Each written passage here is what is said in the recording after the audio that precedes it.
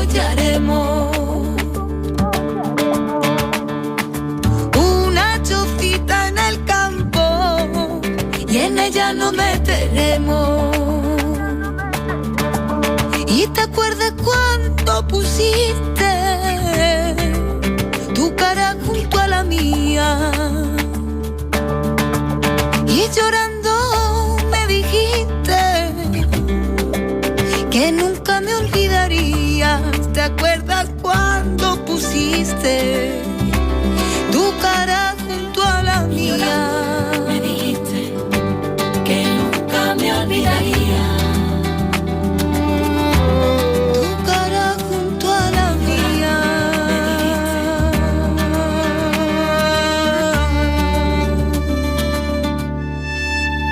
Yo comparo tu querer con los días del invierno.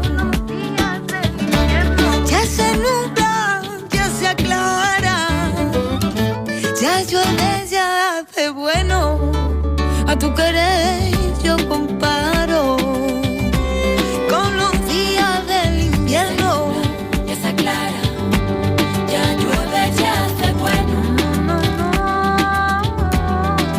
11:06 de la mañana. La rectora de la Universidad de La Laguna dio la bienvenida el pasado 17 de enero a 46 nuevos doctores y doctoras al claustro de la institución académica.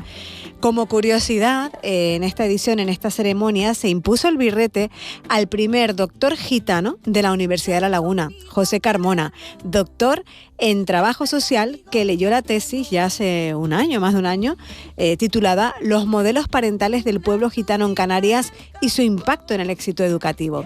Y él se ha venido aquí a la radio. Vamos a saludar a José Carmona Santiago. Profesor, buenos días. Buenos días.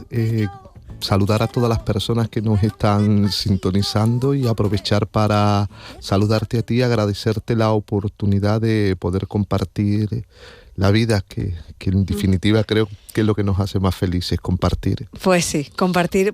Lo primero, como profesor, ¿cómo vivió el acto de imposición del birrete? Pues la verdad que el término profesor, yo estoy dando clases en unas asignaturas, pero yo siempre soy alumno, entonces me gusta más el alumno. Le cuesta asimilarlo todavía, ¿no? Sí, me cuesta y es un rol que nunca voy a querer asumir, prefiero ser alumno. Aprendís de todo, ¿no? Sí, sobre todo por los buenos recuerdos que constantemente tengo de tanta gente que me están aportando. Pues es un momento donde cierras ciclos de la vida que cierras, y creo que lo más importante para nosotros como seres humanos es cerrar las cosas en congruencia, en paz. Uh-huh. Sí. Y han sido años, podría decir que han sido años de mucha lucha, de mucho sacrificio. A ver, no digo que haya sido fácil, pero yo lo he disfrutado muchísimo. Entonces, es que hago lo que me gusta. Soy de las pocas personas la vida que hacen lo que le gustan. Qué suerte, ¿verdad?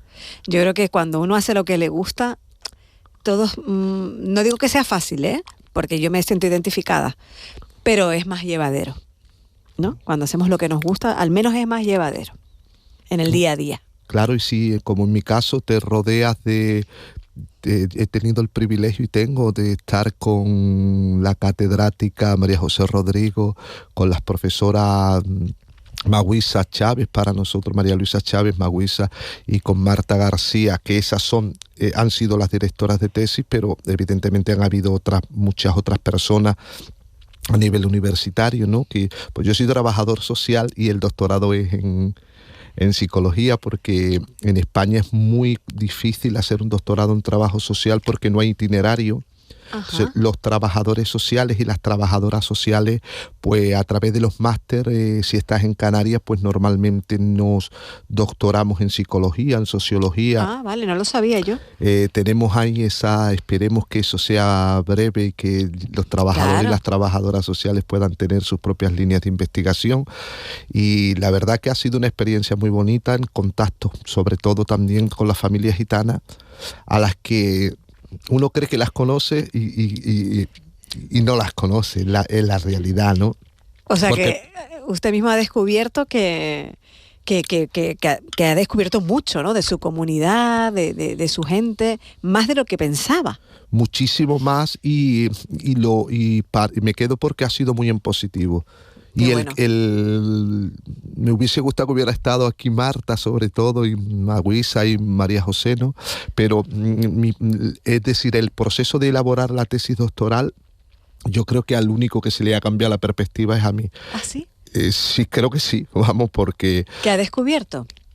he descubierto, sobre todo he descubierto la idea de la colonización y cómo la sociedad mayoritaria elabora una serie de discursos que a los que nos acercamos a la sociedad mayoritaria, pues nos vamos interiorizando esos discursos y después descubrimos que son discursos de entes de poder colonizadores, porque es un discurso colonizador, y cuando descubres la otredad Sí. y vives desde la otredad, te tienes que desmantelar. Es decir, yo como gitano he tenido estereotipos de la sociedad mayoritaria con los gitanos, y cuando elaboras la tesis, cuando Sí. estás en un proceso de investigación, descubro que primero y principal, que lo que se escriben de los gitanos no tiene nada que ver con la realidad. Muchas veces ni se ajusta a la realidad, ¿no? Muchas más de las que te puedes imaginar. O sea, que esta tesis ha servido para derribar...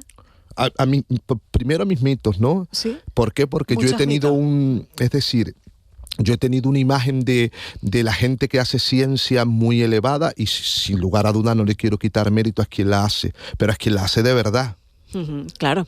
A quien la hace, pero que la hace de verdad, porque los hay quien las hace de verdad, y por eso la humanidad sigue avanzando.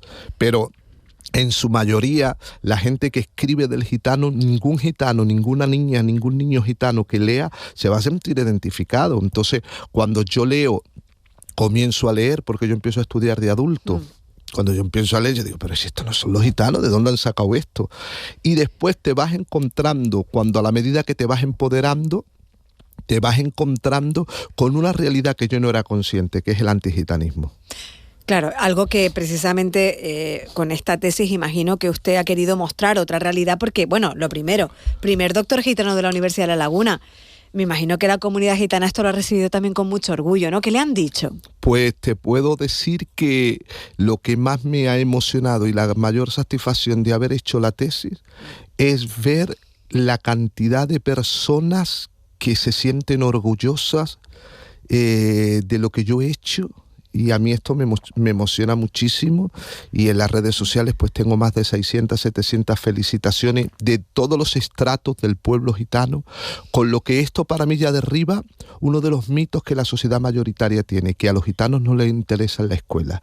Eso no es cierto, porque yo tengo más de 700 felicitaciones de gente que son artistas que yo admiro y que paga una entrada para verlos y que lo veo por la tele, que son gitanos y que son gitanas, pero también de otros gitanos que yo digo, si es que estos gitanos no sé ni quién son, y que lo comparten con una pasión y que escriben de mí no como el doctor, sino como mi primo o mi prima, esa identidad tan profunda. Y eso para mí revela, con más de 600, 700 felicitaciones, que en el fondo el pueblo gitano es un apasionado, porque su pasión sería que sus hijas y que sus hijos tuvieran éxito educativo. Porque claro, usted se convierte en un ejemplo a seguir para muchos ellos, o por lo menos a la hora de decir, si él ha podido, yo también quiero, ¿no? Claro, pero es un más modelo a seguir. Claro, pero más que ser un referente de que si él ha podido, yo puedo, es más que eso, ha sido como una protesta de decir, si nos dais las oportunidades, podemos. Claro. Es que realmente el discurso es otro. El discurso no es que él puede, yo también puedo. Eso evidentemente, y no gitano. A ver, yo saqué la ESO con 33 años. Eso le iba a preguntar, en su caso, ¿cómo ha sido? Es decir, porque es verdad que, lógicamente, no es un caso mayoritario, es un caso singular, de ahí que sea noticia, pero en su caso, ¿cómo empezó todo? ¿Cuándo decidió que quería estudiar, que quería pues seguir en la senda universitaria, hacer esta tesis? ¿Cómo empezó? En mi caso, yo... el pueblo gitano en su mayoría, pues culturalmente, culturalmente somos evangélicos, de esa influencia de la Reforma Protestante del siglo XVI. Hay un movimiento muy potente en los años 60 en el pueblo gitano. Y claro, pues mi pasión por la Biblia siempre ha sido y sigue siendo mi libro preferido, obviamente, porque sigo teniendo esas convicciones espirituales. Entonces yo comienzo en el año 95 con el Centro de Investigaciones Bíblicas, que siempre le estaré agradecido al CEIBI, al rector y a los directores y sobre todo a José Manuel Díaz Llanes, que desde aquí, si nos escucha, le mando un saludo, y a ese claustro de profesores tan maravilloso. Entonces yo comienzo a aprender a escribir con ellos. ¿Con cuántos años? Yo tenía 21 años. Ya mayorcito. Sí, bueno, mayorcito, sí. Sí, no, pero oye, nunca es tarde, es que a mí me parece claro, admirar. Entonces ellos hacen una labor pedagógica muy, muy importante y voy aprobando y a ver, encontrarte con personas que crean en ti es muy significativo. Sí, mucho. Entonces llega un momento donde yo saco una diplomatura en teología pastoral y don José Manuel me dice, me anima a que haga estudios universitarios. Yo voy, me saco la ESO, y que de las profesores y profesoras recuerdo a Ana, Felipe, y hago bachiller y puedo hablar de la familia Plata, Ana Plata, su hija Amanda, que también es profesora. ¿Estudió aquí en...? Yo estudio todo aquí en La Laguna. ¿En La Laguna? O sea, que ha vivido todo siempre en La Laguna. En el Viera, en el CEPA. O sea, que claro, a lo mejor le están escuchando los compañeros ahora y dicen, sí, yo me acuerdo de José. Ana Plata, es que, a ver, yo he sido un mimado de la vida, porque es que yo no digo que no hayan payos malos, es que los en la vida y de todo, pero yo he sido el agraciado que me he encontrado con los payos buenos. Espero que no sean los únicos. Seguro que no. Pero es que me he encontrado, te puedo decir que de Pilar recuerdo de gente que podían tener mayores que mi madre y que mi padre y que me han enseñado a sumar con una caricia. Para mí era más importante la caricia, la mirada, que ese amor, esa ternura. De trabajo social, pues puedo hablar de actualmente, que sigue siendo... Puedo hablar de Reyes Escuelas, que sigue actualmente, de Manuel Hernández, de Celsi, puedo hablar de Juan Herrera. Para mí tiene mucho mérito lo que está diciendo, profesor, porque empezó tarde, digamos, a leer, a escribir, y ha hecho en tiempo récord lo que a lo mejor otros hemos necesitado durante toda la vida, ¿no? Es decir, los conocimientos que hemos ido incorporando desde pequeñitos en la escuela, usted lo ha hecho a partir de los 20 y pocos, ¿no? Y hasta ahora. Entonces, tiene mucho mérito. Es consciente de... Y claro, también ha dicho una cosa que para mí es muy importante, el cruzarse con personas que han creído en usted y le han animado a hacerlo. Es que esa es la clave. A ver, el efecto Pygmalion es aunque en la tesis que hemos hecho no analizamos el efecto Pygmalion, pero sí está visto. Es decir, tristemente no me gusta hablar de las cosas tristes, yo soy centrado en soluciones y me gusta hablar de las cosas positivas para que las repitamos, ¿no? Pero tristemente, mira, yo entrevistamos a 95 familias gitanas, entrevistas a ver, cronometradas por un reloj, estaban diseñadas para 40-45 minutos. Pero claro, con el pueblo gitano yo digo, ahora... Hecho días, ¿no? Claro, porque yo había personas con las que apenas he interactuado y eran 3-4 horas, literal, comer, días que he merendado 3 veces. Eso para la tesis. Sí. Porque su tesis la basó, profesor, en... los modelos parentales del pueblo gitano en Canarias y su impacto en el éxito educativo, ¿no? Es decir, cómo la familia, los padres, de alguna forma nos influyen a la hora de estudiar. Exactamente. Entonces, claro, ahí es donde con los padres, como te iba comentando, gitanos que apenas he conocido, que no los he conocido, llegar a sus casas y te dan la vida. Eso para mí ha sido algo muy especial. Sin embargo, el 33% de la muestra, que estas son muestras muy pequeñitas, porque son estudios exploratorios, descriptivos, porque no podemos hacer otros estudios correlacionales, porque es lo primero que se hace. Pero el 30 y pico % de los centros educativos se niegan a participar, y precisamente centros educativos donde no han tenido el logro de sacar a un niño ni a una niña gitana hacia adelante. Y estamos hablando de que al final la mayoría de los estudios se hacen con 60 familias, porque nosotros triangulamos familias competencias del menor, características del menor y relación familia-escuela. Uh-huh. Entonces, ¿qué fotografías traeríamos de este trabajo que usted hizo? La fotografía que hay que hacer es que nosotros como sociedad tenemos que entender que en un mundo tan complejo no podemos hacer lecturas lineales. Uh-huh.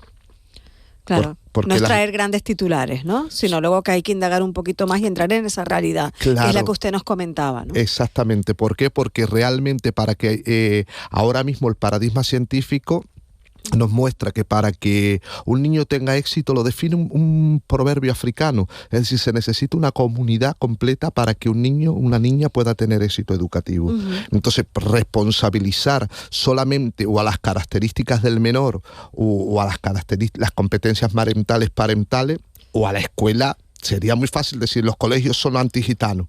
Pues puede que sí. Es que los niños no quieren, pues puede que sí. Entonces, pero sí es cierto que con el niño gitano estamos hablando de un fracaso escolar mayor a un 90%, en Canarias 95%. Uh-huh. Entonces sí hay que plantearse cuáles son, ¿no? A lo mejor, o por en dónde hay que empezar a trabajar de raíz para evitar estos datos, ¿no? Son elevadas. Esto urge. Y urge de lo micro a lo macro. Entonces, claro, si nosotros pedimos responsabilidad, al micro es muy fácil pedirle responsabilidad, pero y al macro y en lo que está en el poder, es decir, vamos a partir de la base. El pueblo gitano está en la península ibérica antes que España exista. Uh-huh. Porque estamos aquí en desde el 1417. Uh-huh. Es decir, 1417. Estamos hablando una centenar de años. Hemos formado parte de toda la configuración del Estado español y no voy a hablar de las persecuciones, voy a hablar de las aportaciones del romané. Uh-huh. Hay más de 500 palabras que usamos todos los días y la gente que por desgracia les repugna a los gitanos, lo que no saben es que están hablando en gitano. Porque son palabras de lo... Claro, sí. Pero, y una cuestión, por ejemplo, cuando usted ha llevado a cabo todo este trabajo, este estudio, ha entrado en esas casas, ha podido hablar con esas familias, esos padres que les expresaban, ¿quieren que sus hijos estudien? ¿Ven que se encuentran a muros difíciles de derribar y por eso a lo mejor no lo intentan? A ver, esto sí es importante que quede claro. A nivel de ratio, no de números, sino por ratios y proporciones, sí. La Comunidad Autónoma de Canarias somos ultraperiféricos, con lo que estamos excluidos, sufrimos es decir, sí. Estamos excluidos de la mayoría de los estudios que se hacen a nivel nacional.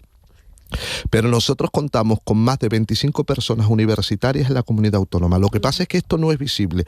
Y hablar de 25 personas en una población de 3.000 parecen cifras ridículas.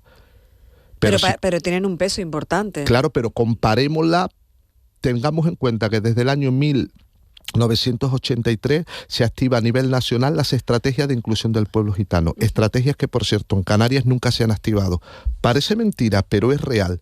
Uh-huh. Estrategias nacionales con partidas presupuestarias muy elevadas y que nunca a Canarias ha llegado nada. Profesor, ¿y se ha planteado, a raíz de estudiar esta realidad y vivirla en primera persona, reunirse con la clase política, con quienes nos gobiernan, con quienes tienen las responsabilidades? Bueno, hay un movimiento asociativo en Canarias que están en esa tesitura, ¿no? Y que están ahí y que están reivindicando. Yo también estoy más en la parte de investigación, en la parte de promoción de la cultura, pero sí. La realidad es esa. Entonces, si nosotros comparamos con, por ejemplo, la Comunidad Autónoma de Madrid, gitanas y gitanos nacidos en Madrid, no que vengan de afuera de España. Uh-huh. Nacidos aquí, claro. Nacidos, en este caso digo en Madrid, porque Madrid es el centro de España. Sí. Entonces, si hay una chica gitana que vive en Huelva y hay un buen puesto de trabajo, pues va a ir a Madrid. Están trabajando en Madrid, pero no son de Madrid. Pero Madrid, yo conozco zonas de Madrid que no tienen 30 personas, que nos triplican zonas, no hablo. Madrid tiene no sé qué cantidad de gitanos, pero superan los 50.000. Uh-huh. Pero yo conozco zonas muy potentes de Madrid que ellos no tienen 10 universitarios. Cuando nosotros aquí en la comunidad autónoma 28, nosotros tenemos chicas que son abogadas, psicólogas, trabajadoras sociales, chicos que son ingenieros informáticos, enfermeros. Es decir, tenemos ahora mismo chicas que están haciendo magisterio. Y en su propio entorno familiar, cuando usted dijo, yo quiero estudiar, ¿Qué le dijeron? A ver, a mí mis padres siempre me han visto rodeado de libros. No les extraño. No, porque yo heredo bibliotecas de un tío mío, que en paz descanse, de psicología, y es que también mi abuelo, que en paz descanse, mi abuelo sirvió 7 años en el ejército español, y mi abuelo vivió rodeado de libros. Es decir, es que en mi familia y a nivel personal he tenido un tío que en paz descanse, que se llama Juan, muy conocido por nosotros como el Porrita, que creo que será de las bibliotecas personales más grandes que tiene el pueblo evangélico en España. O sea que, como bien dice, ha crecido rodeado de libros, de cultura, pero quizás también ha tenido la sensación de que muchas veces usted era la excepción. No, porque, a ver, yo como he sido pastor con mis amigos que me sacan una década, 10, 12 años, es que nosotros siempre hemos estado rodeados de libros. Es decir, es que hay mucho mito alrededor del pueblo gitano.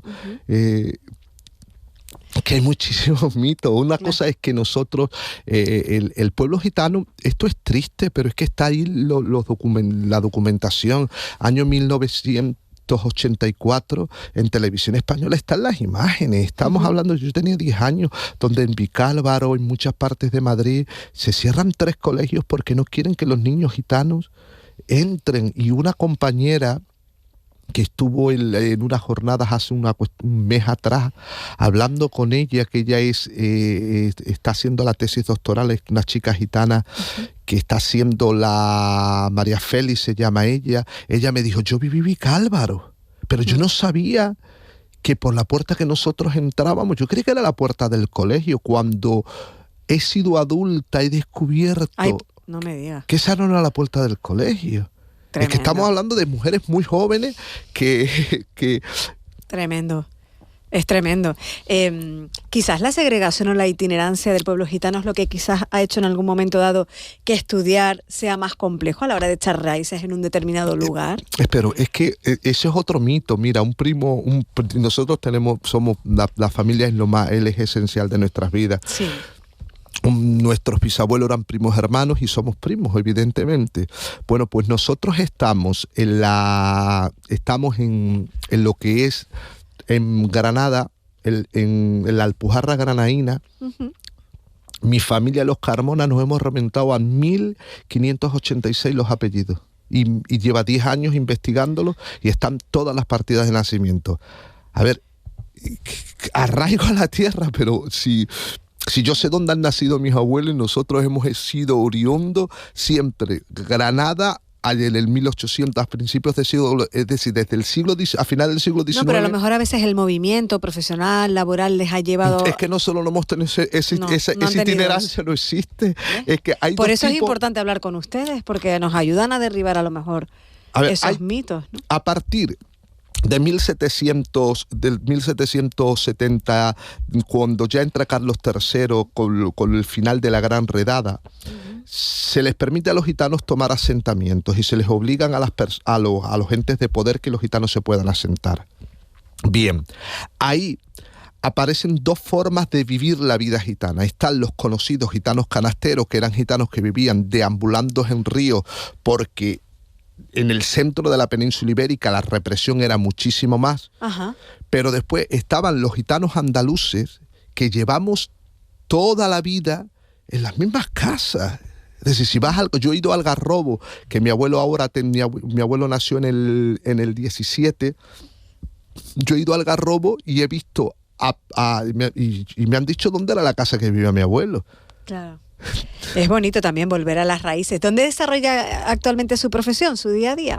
Bueno, pues mi día a día doy gracias a Dios que con Elena Suárez, que es concejal edil de Ingenio, en 2018 hicimos el primer proceso participativo con el pueblo gitano, donde cambiamos la perspectiva para que fuera la familia gitana, y de ahí volvieron a poner una licitación, con lo que yo continúo con ese proceso participativo, y estoy aquí en la Universidad de La Laguna haciendo cursos, que por cierto hemos sacado un curso de DOST antigitanismo, que es gratuito, y es un curso 100% online. Muy bien. Y tenemos otro curso que está funcionando, que ya comenzamos, que es cultura gitana, promoción a la cultura gitana, mediación y participación ciudadana, y también pues en el Departamento de Trabajo Social, gracias al apoyo del profesorado, pues tengo una venia docente y a este segundo cuatrimestre pues tengo 2 asignaturas. Es un todoterreno, ya lo han escuchado.